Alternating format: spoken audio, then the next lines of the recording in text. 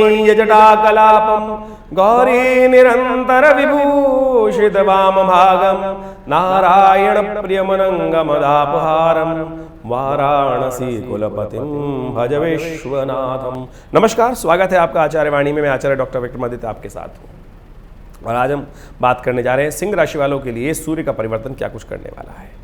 सूर्य आ रहे हैं कर्क राशि पर। सूर्य आपके लग्नेश हैं और ख़ासतौर पर वो आपके 12वें भाव में जा रहे हैं।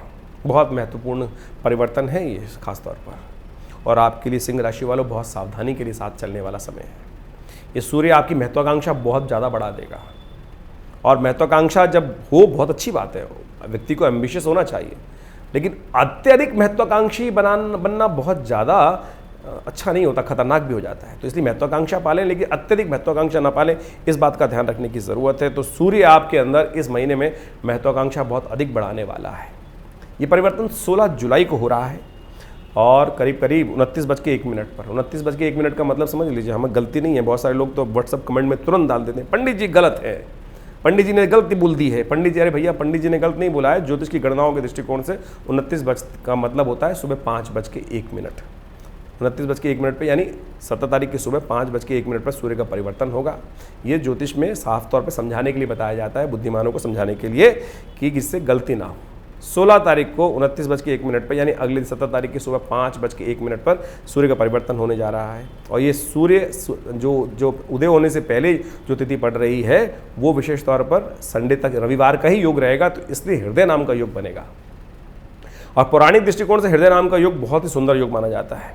और ऐसे में सूर्य के तमाम दोषों को हरने के लिए कुछ खास उपाय कर लेने से कहा जाता है कि संपूर्ण रूप से कल्याण के योग बन जाते हैं। भगवान सूर्य को जल दें, भगवान सूर्य को थोड़ा सा मीठा डालकर, थोड़ा तांबे का लोटा लीजिए, उसमें थोड़ा सा मीठा डालिए, थोड़ी सी रोली डालिए, एक पीला पुष्प कनेर का लेकर, और फिर उसको भगवान सूर्य को अर्घ दें। सूर्योदय से जब हो रहा हो तब उससे पहले स्नान करके तैयार हो जाएगा, सूती वस्त्र धारण करके, तिलक लगाकर, और भगवान को फिर अर्घ दें। ओम घणी सूर्य आदित्याय नमः, इस मंत्र का।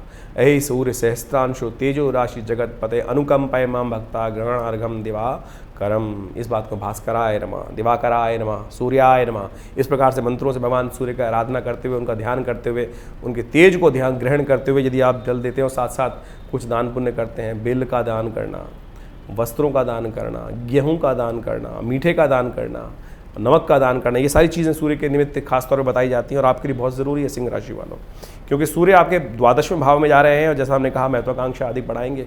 और ये महत्वाकांक्षा बहुत ज़्यादा कहीं आपको कष्ट न, जो लोग शेयर मार्केट में काम कर रहे हैं उनको बहुत सावधान हो जाना चाहिए। सिंह राशि संबंध रखते हैं, सिंह लग्न से संबंध रखते हैं, उनके लिए खास तौर पे इस बात का विशेष तौर पे ध्यान रखने की ज़रूरत है, अन्यथा कष्ट होने के योग दिखाई देते हैं।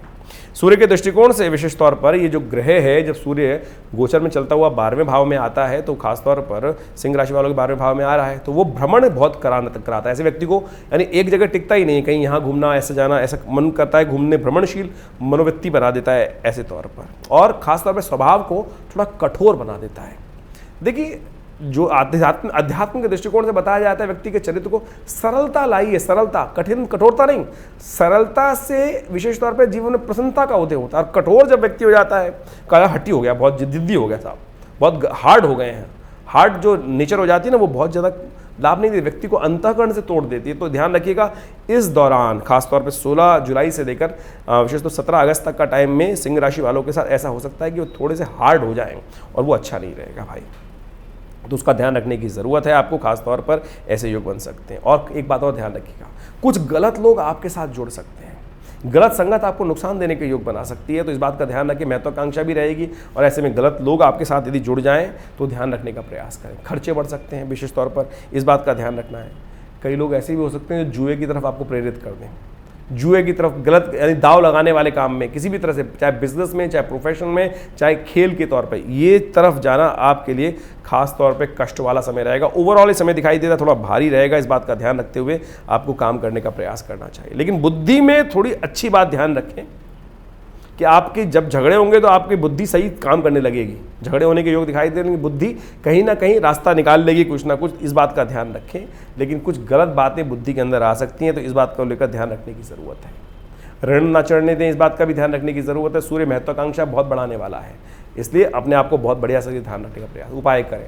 सूर्य का उपाय करना बहुत ज़रूरी है। नित्यपति भगवान सूर्य को जल दें, सबसे पहला उपाय। हर रोज़ तांबे के लोटे से जल लेकर उसमें पीला पुष्प डालकर थोड़ी सी रोली डालकर भगवान को ओम घृणी सूर्य आदित्याय नमः या गायत्री मंत्र का पाठ करते हुए जल देना बहुत ज़रूरी है आपके लिए। ये थोड़ा कष्ट का योग बनने वाला है, इस बात का ध्यान रखते हुए कार्य करेंगे। इसके साथ साथ और भी ध्यान रखना है आपको बहुत ज़रूरी। और क्या ध्यान रखना है, विशेष तौर पर भगवान शिव की उपासना करें। ये जो इस बार जो संक्रांति हो रही है, जो संक्रांति जो विशेष तौर पर हर महीने जो पड़ती है, इस दौरान में संक्रांति के दौरान में एक महीना पूरा लोप हो जाएगा। महीने में संक्रांति पड़ेगी नहीं, तो इसलिए मलमास आ जाएगा। और इस मलमास के स्वामी जो हैं भगवान विष्णु माने जाते हैं, लेकिन विष्णु तो शेष शैया में विश्राम करने चले गए हैं। आषाढ़ मास की एकादशी के दिन से शेष विशेष पे देवशयनी एकादशी से सत्ता शिव के हाथ में है, तो कोशिश करें शिव को प्रसन्न करें। सावन मास में ये महीना पड़ा है तो कोशिश करें शिव को प्रसन्न करें, शिव का अभिषेक करें, रुद्राभिषेक करें, नित्यपति जल दें शिव को। हमने उसी चीज़ को समझते हुए, सिद्धांत को समझते हुए, हमने विवेकानंद योग आश्रम में बड़े बहुत भव्य, हमारा आश्रम में शिवलिंग है भगवान का, जो काले रंग के भगवान भव्य शिवलिंग के रूप में विद्यमान है भगवान शिव साक्षात, और उनका नित्यपति रुद्राभिषेक करने का सुंदर कार्यक्रम हमने रखा हुआ है। आप भी उसमें सम्मिलित हो सकते हैं। शाम को 6 बजे से लेकर रोज रात को 8 बजे तक ये कार्यक्रम रहेगा। रुद्राष्टाध्यायी के द्वारा भगवान शिव का अभिषेक दूध के द्वारा, खीर के दही के द्वारा, शहद के द्वारा, भस्म के द्वारा, इच्छु रस के द्वारा, गंगा जल के द्वारा, तिलोदक के द्वारा, समस्त प्रकार से बहुत सारी औषधियों के द्वारा भगवान का पूर्ण षोडशोपचार, राजोपचार पूजन किया जाएगा और रुद्राष्टाध्यायी का पाठ होगा। आप भी उसमें सम्मिलित हो सकते हैं।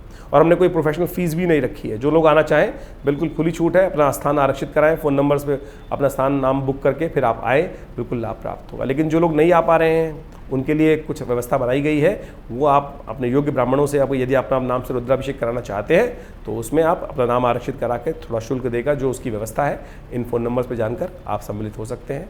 धन्यवाद, नमस्कार।